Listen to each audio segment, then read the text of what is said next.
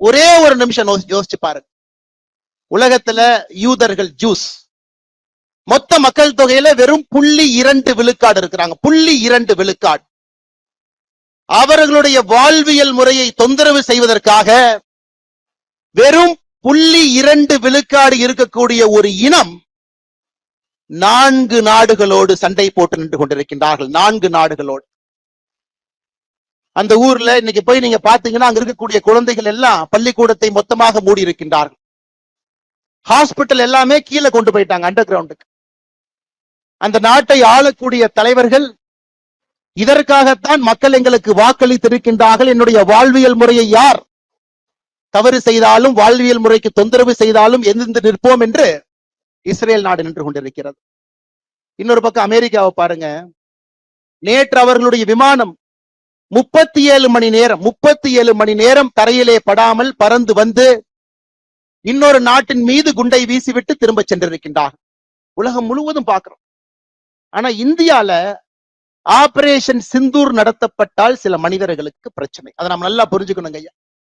எதற்காக இந்த இனம் இங்கே ஒன்றாக நிற்கிறது, எதற்காக அதனுடைய குரல் உரக்க கேட்கப்பட வேண்டும் என்று இருந்தால், நம்ம ஊர்ல மட்டும்தான் நம்முடைய வாழ்வியல் முறையை தொந்தரவு செய்து ஏப்ரல் 22ஆம் தேதி பெஹல்காம்ல நீ எந்த வாழ்வியல் முறையை பின்பற்றுகின்றாய், நீ இந்து மதமா என்கின்ற ஒரே காரணத்திற்காக 26 மனிதர்களை தனித்தனியாக நிறுத்தி நெத்தி புட்டிலே சுற்று கொண்டு விட்டு இந்த மதம் இருக்கக்கூடாது என்று ஒருவர் நினைக்கின்றார். பதிலுக்கு பதிலாக எல்லை தாண்டி அந்த பயங்கரவாத நாட்டுக்குள்ள நம்ம போயிட்டு வரும் பொழுது மட்டும்தான் நம்முடைய நாட்டுல சில பேருக்கு பிரச்சனை. நன்றாக உணர்ந்து கொள்ள வேண்டும், நன்றாக உணர்ந்து கொள்ள வேண்டும். இஸ்ரேல் எப்படி நிக்கிறான் பாருங்க, அமெரிக்காக்கார் எப்படி நிக்கிறான் பாருங்க. இன்னைக்கு இந்தியர்கள் முதலாக நாம் பார்க்கின்றோம், நம்முடைய கண் முன்னால் நாம வாழக்கூடிய சம காலகட்டத்துல நாமும் எழுந்து நிற்கின்றோம். என்னுடைய வாழ்வியல் முறைக்கு பிரச்சனை வந்தால் எழுந்து நிற்பேன், திருப்பி அடிப்பேன்.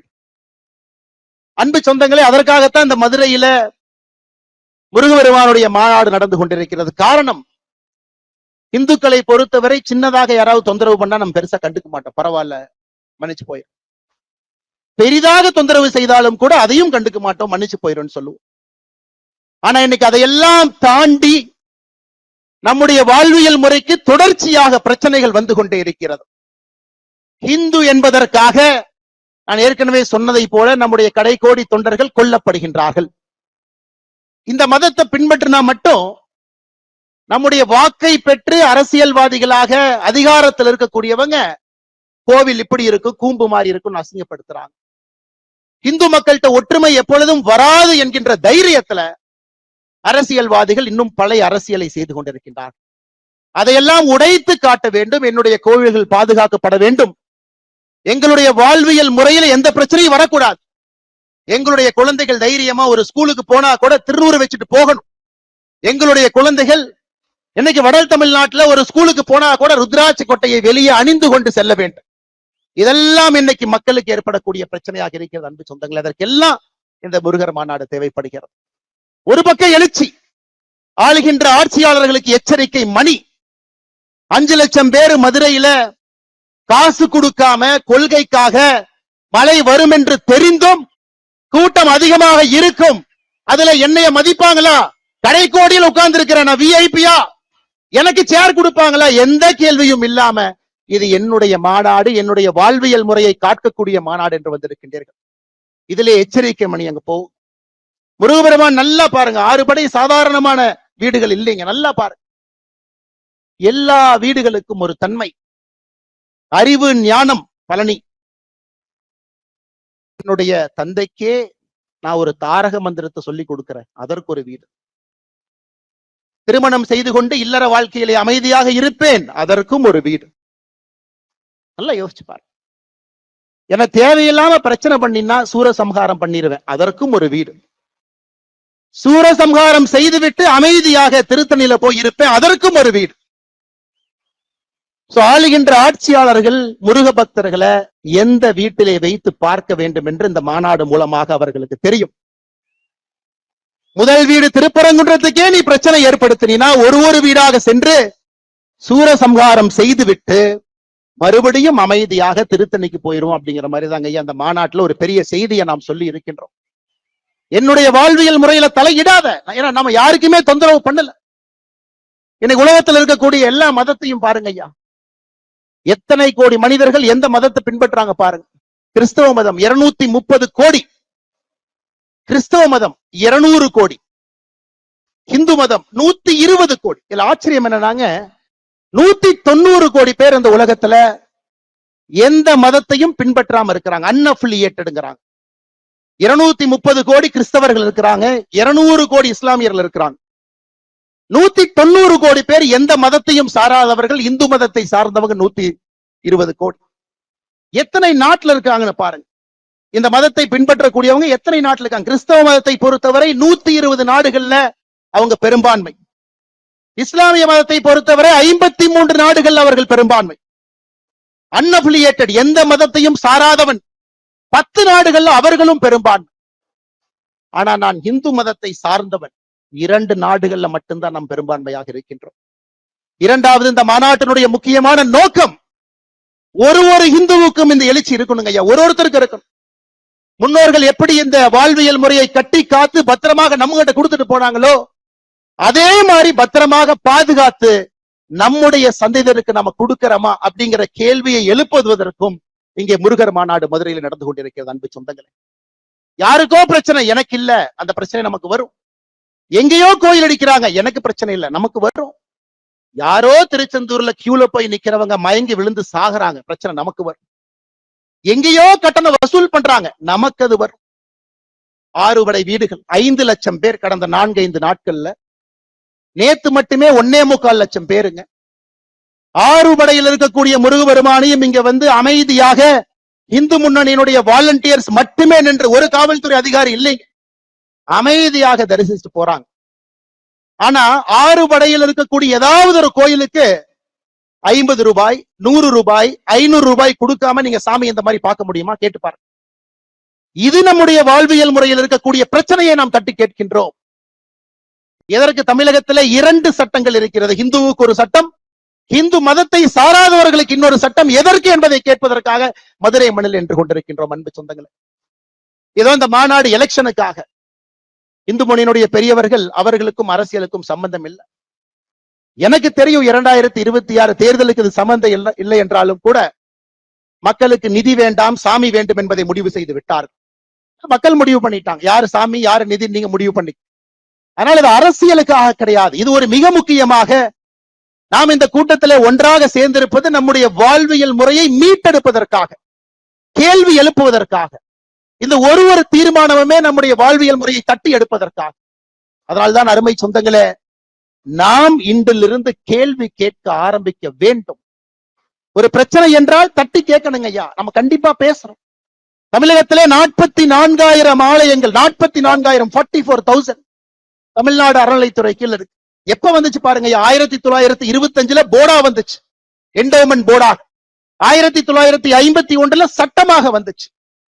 5,25,000 ஏக்கர் இருக்கக்கூடிய ஒரு அரசு இயந்திரம்.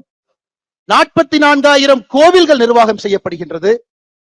1000 ஆண்டுகளுக்கு மேல பழமையான கோவில்கள் மட்டும் 344 கோவில்கள் அறநிலைத்துறையினுடைய கட்டுப்பாட்டுல இருக்கு. எங்கேயாச்சும் ஒரு இடத்துல ஒழுக்கமாக அறநிலைத்துறையினுடைய செயல்பாடு இருக்கான்னு நீங்க கேட்டுப்பாரு. பணம் இருப்பவனுக்கு ஒரு மாதிரி, பணம் இல்லாதவருக்கு ஒரு மாதிரி. கேள்வி கேட்டுப்பாரு. அதையெல்லாம் மாற்ற வேண்டும். ஒரு புதுவிதமாக ஆன்மீகத்தை முன்வைத்து நடக்கக்கூடிய ஒரு ஆட்சி மட்டுமல்ல, ஆன்மீகத்தை முன்வைத்து இந்த சமுதாயம் தன்னை வழிநடத்தி கொள்ள வேண்டும் என்பதற்காக இந்த முருகர் மாநாடு நடந்து கொண்டிருக்கிறது. அன்பு சொந்தங்களே, அதனால இங்க வந்திருக்கக்கூடிய எல்லோருமே முருக பக்தர்களாக வந்திருக்கிறீங்க. ஆனா போகும் பொழுது வீர பாகுவாகவும் நாங்க போறோம் அப்படிங்கறத நம்ம மறந்துடக்கூடாதுங்க. இந்த மதுரை மண்ணிலிருந்து திரும்பி செல்லும் பொழுது நமக்கு அந்த உணர்வு வேண்டும். 230 கோடி கிறிஸ்தவர்கள் என்று சொன்னேன். கடந்த 10 ஆண்டுகள்ல கிறிஸ்தவ மக்கள் தொகை உலக அளவுல 12 கோடி உயர்ந்திருக்கிறது. 200 கோடி இஸ்லாமியர்கள் என்று சொன்னேன். கடந்த 10 ஆண்டுகள்ல இஸ்லாமியர்களுடைய மக்கள் தொகை 35 கோடி உயர்ந்திருக்கிறது.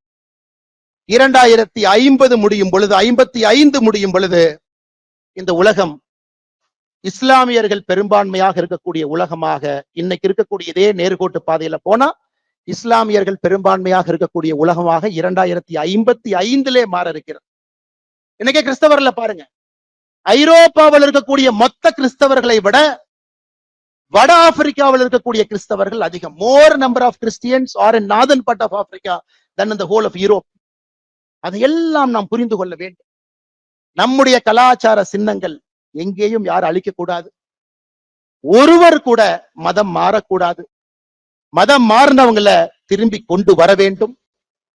120 கோடி இருக்கக்கூடிய உலகத்துல இன்னைக்கு 4வது பெரும்பான்மை சமுதாயமாக இருக்கின்ற நம்முடைய சமுதாயம் தொடர்ந்து இதே போல இருக்கணும். காரணம், இன்னைக்கு தமிழகத்தினுடைய அரசியல் களத்துல பாத்தீங்கன்னா தமிழ் வேறு, ஆன்மீகம் வேறு, இலக்கியங்கள் வேறு என்று பிரித்திருக்கின்றார்கள். ஆனா நம்ம ஊர்ல அப்படி பிரிக்க முடியாது. எந்த மொழிக்கும் இல்லாத ஒரு பெருமை நமக்கு மட்டும்தான் இருக்கு. தமிழும் ஆன்மீகமும் இலக்கியமும் ஒன்றாக இருக்கக்கூடிய ஒரே கலவையாக இந்த வாழ்வியல் முறை இருக்கு. இன்னைக்கு கந்தர் சஷ்டி கவசம் நம்ம பாடுறோங்க, 20 நிமிஷம் நம்ம பாட போறோம். இது முருகனுக்காக பாடக்கூடிய ஒரு பாட்டா? கேள்வி நம்பர் 1. இல்ல இது ஒரு மந்திர நூலா? இந்த நூலுக்குள்ள ஒரு மந்திரம் இருக்கு, சில பேர் அதையும் சொல்றாங்க.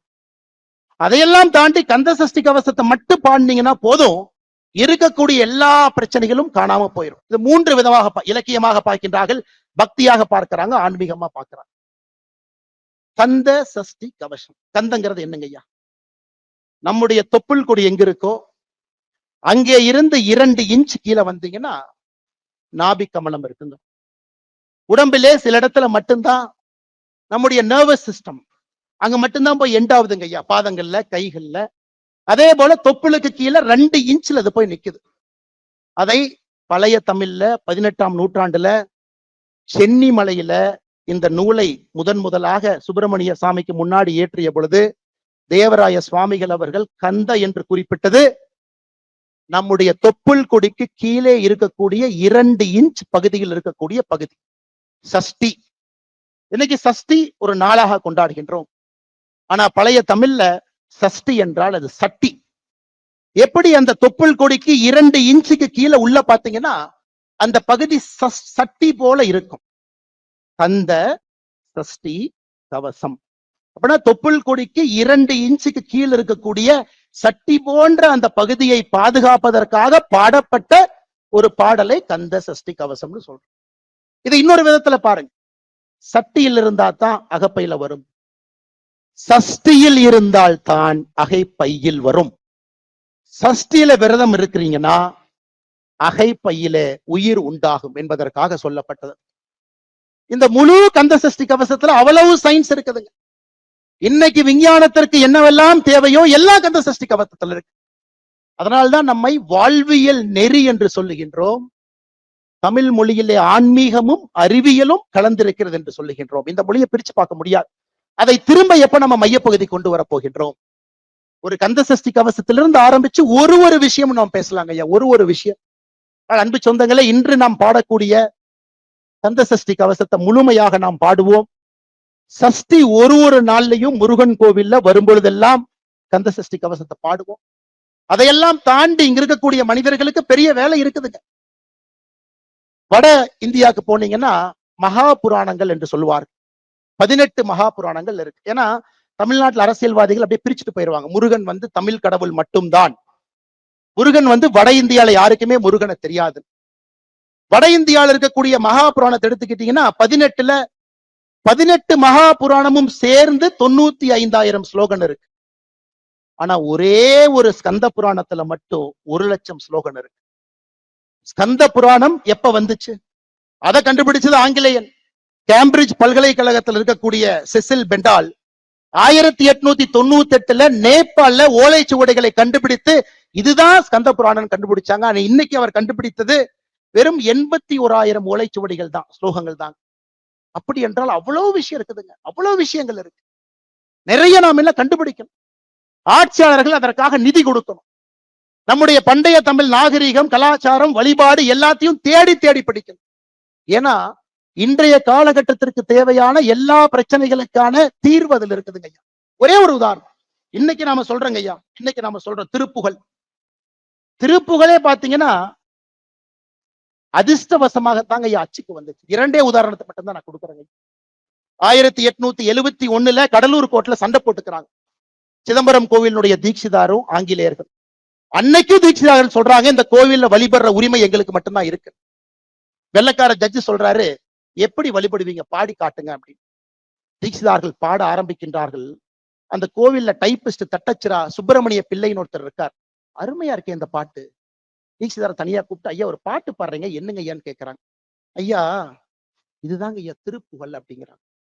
5 ஆண்டுகளாக 5 நூற்றாண்டுகளாக 13ஆம் நூற்றாண்டிலிருந்து வார்த்தையாக இல்லாமல் வெறும் வாயிலே பாடிக்கொண்டிருக்கிறார்.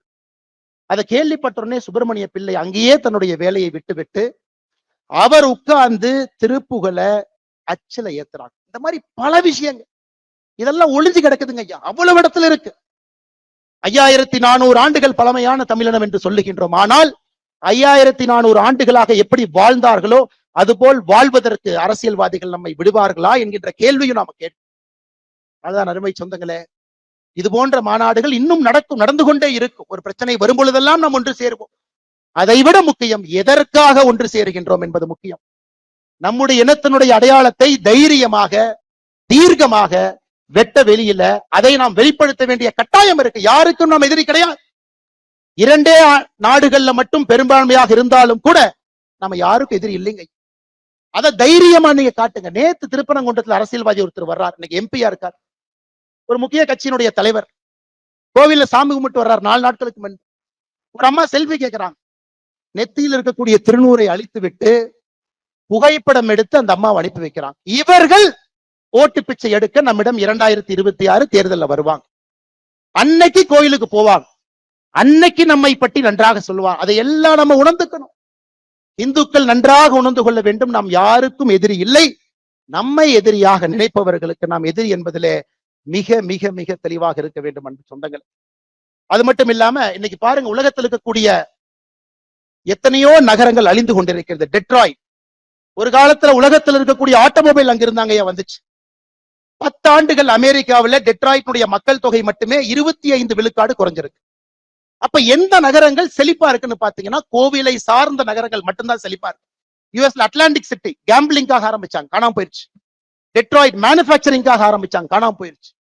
ஆனா கோவில்களை சார்ந்து இருக்கக்கூடிய நகரத்தை பாருங்க, மதுரை முதல் சங்கம், இடைச்சங்கம், கடை சங்கம், 4வது சங்கத்தை தாண்டி நின்று கொண்டிருக்கிறது. பாருங்க, கோவில்கள் எங்கே எல்லாம் இருக்கின்றதோ அந்த நகரத்தை ஒரே நிமிஷம் கூர்மையா பாருங்க. காசிய பாருங்க, உஜ்ஜயின பாருங்க. தமிழகத்துல கோவிலுக்காங்க பஞ்சம். 44,000 கோவில்கள் என்று சொல்லுகின்றோம். அதையெல்லாம் தாண்டி எத்தனை இலக்கியங்கள், எத்தனை கோவில்கள் இயற்றப்பட்டிருக்குன்னு மட்டும் ஒரு நிமிஷம் யோசிச்சு பாருங்க ஐயா. ஒரே நிமிஷம் யோசிச்சு பாருங்க. திருப்புகழ் பாடல் பெற்ற தலங்கள் 120 ஐயா. தேவார பாடல் பெற்ற ஸ்தலங்கள் 274 சிவாலயங்கள். மங்கள சாசனம் பெற்ற 108 திவ்ய தேசங்கள், 33 சக்தி பீடங்கள். எல்லா நகரமுமே ஒரு கோவிலை சார்ந்திருக்கின்ற காரணத்தினால் அந்த நகரத்துக்கு அழிவு இல்லை, அந்த கலாச்சாரத்திற்கு அழிவு இல்லை, அந்த தமிழ் மக்களுக்கு அழிவு இல்லை. இன்னைக்கு இருக்கக்கூடிய திமுக கட்சி அரசியல் பேசக்கூடாது இருந்தும் ஒரு சின்ன விஷயத்தை அரசியலாக பேசவில்லை. 5400 ஆண்டுகள் சந்தோஷம். 5400 ஆண்டுகள்.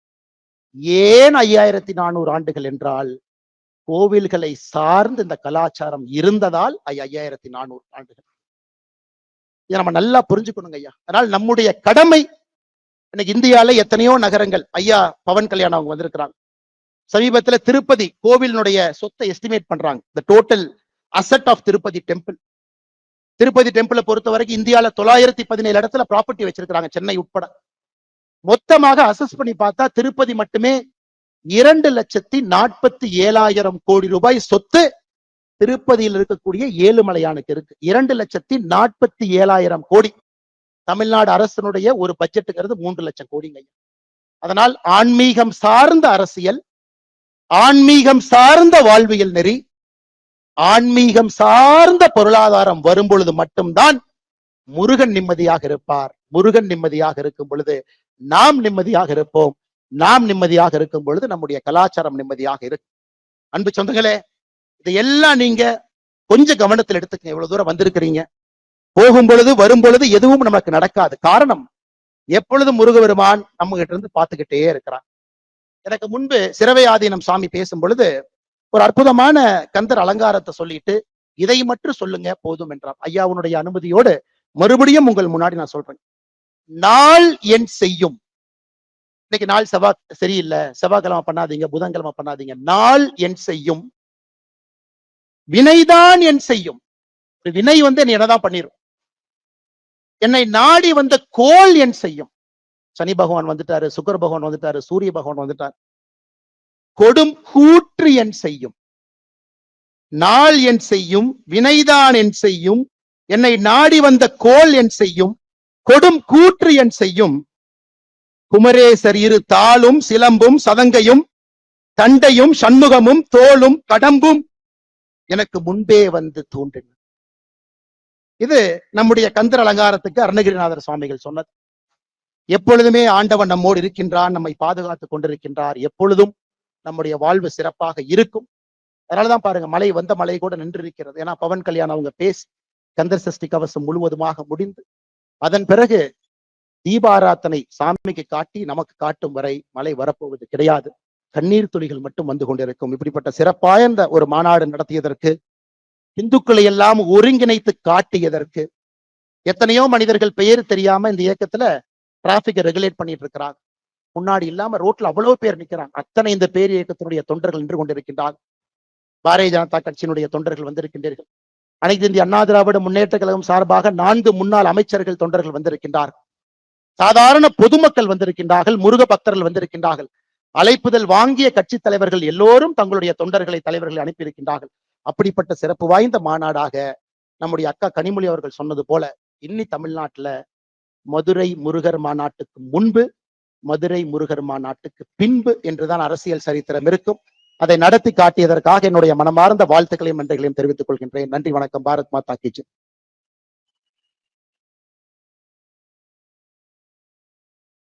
ஒரு அற்புதமான உரையை வழங்கி சென்றிருக்கிறார் நம்முடைய அண்ணாமலைஜி. இப்ப நாம எல்லாரும் சேர்ந்து ஒரு கோஷம் போட போறோம். கோஷம் போட்ட பிறகு நம்முடைய ஐயா பவன் கல்யாண் ஐயா வரப்போறாங்க. இட ரெடியா? மேடையில் இருக்கக்கூடிய அத்தனை பேருக்கும், சாது பெரியவர்களுக்கும், இங்க இருக்கக்கூடிய அத்தனை பேருக்கும், முன்னாடி இருக்கக்கூடிய அத்தனை பேரும் கையை உயர்த்தி கோஷம் போடணும். இதுதான் இன்னைக்கு உலக வைரல் ஆக போகுது. நாம போடக்கூடிய கோஷம் கேமராக்காரங்கெல்லாம் மேல வந்துடலாம். நீங்க கவர் பண்ண வேண்டியிருக்கும். சீக்கிரம் வாங்க, சீக்கிரம் வாங்க. வெற்றிவேல் முருகனுக்கு, கந்தனுக்கு,